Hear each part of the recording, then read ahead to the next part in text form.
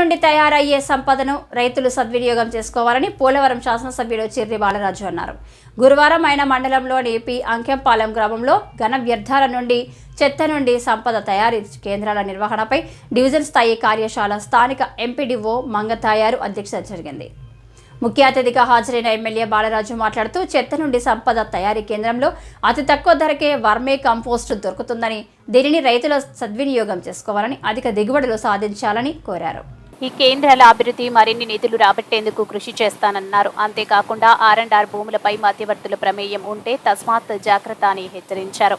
అనంతరం ముగ్గురు పారిశుద్ధ్య కార్మికులను ఘనంగా సత్కరించి కరోనాలో వారు చేసిన సేవలను గుర్తిస్తూ వారికి ఒక్కొక్కరికి 5,000 రూపాయల చొప్పున ప్రోత్సాహక బహుమతి ఇస్తానని తెలిపారు. ఈ కార్యక్రమంలో మండల టీడీపీ అధ్యక్షులు సుంకవల్లి సాయి, మండల జనసేన అధ్యక్షులు పసుపులేటి రాము, భాజపా జిల్లా కార్యదర్శి చాట్రాతి ప్రసాద్, ఎంపీటీసీ నాలి శ్రీను, ఎంపీడీఓ మంగతాయారు, సర్పంచ్ బుద్ధ జగ్గారావు, పంచాయతీ కార్యదర్శి దేవప్రియుడు తదితరులు పాల్గొన్నారు.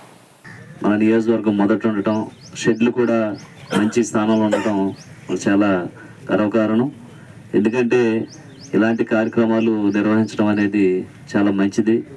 అలా పంచాయతీలో ఉన్నటువంటి ఏదైతే పంచాయతీ నిర్వాహకులు పొడి చెత్తని తడి చెత్తని వేస్ట్ చేయకోకుండా దీన్ని మళ్ళీ వర్మి కాంపోస్ట్గా ఉపయోగించి దీన్ని మళ్ళీ రైతులకి విక్రయించే విధంగా ఆ కేజీకి 10 రూపాయలు ఇచ్చే విధంగా ఒక మంచి కార్యక్రమం ఏర్పాటు చేశారు. దీనికి అలాగే ఇక్కడ ఉన్నటువంటి రైతులు కూడా మీరందరూ కూడా ఎరువులు కానీ అలాగే ఎక్కువ రేట్లు పెట్టి కొనుక్కోకుండా వీటిని మనం పొలాల్లో వాడితే మంచి బలమైన నాణ్యత, అలాగే వ్యవసాయం కూడా అధిక దిగుబడులు వచ్చేటువంటి కార్యక్రమం ఉంది. కనుక మీరందరూ కూడా ఈ తడి పొడి చెత్త నుంచి వచ్చేటువంటి వ్యర్థాలని ఉపయోగించుకొని వ్యవసాయం చేయవలసిందిగా రైతులు కోరుతున్నాం. అలాగే ఈరోజు ప్రతి ఒక్కరు కూడా ఏదైతే పంచాయతీలో చాలా వేస్ట్ పదార్థాలన్నీ కూడా డంపింగ్ యార్డ్ ఉపయోగించి అందులో పడేయటం జరుగుతుంది. కానీ వినూత్నంగా వాటిని వినియోగించుకొని మళ్ళీ వాటి వల్ల మనం లబ్ధి పొందే విధంగా ఈ కార్యక్రమాన్ని రూపొందించడం జరిగింది. అలాగే ప్రతి ఒక్కరు కూడా దీన్ని వినియోగించుకోవాలి. అలాగే ప్రభుత్వం కూడా ఎప్పుడు ఇలాంటి వాటికి సహాయ సహకారాలు తప్పకుండా అందిస్తుంది.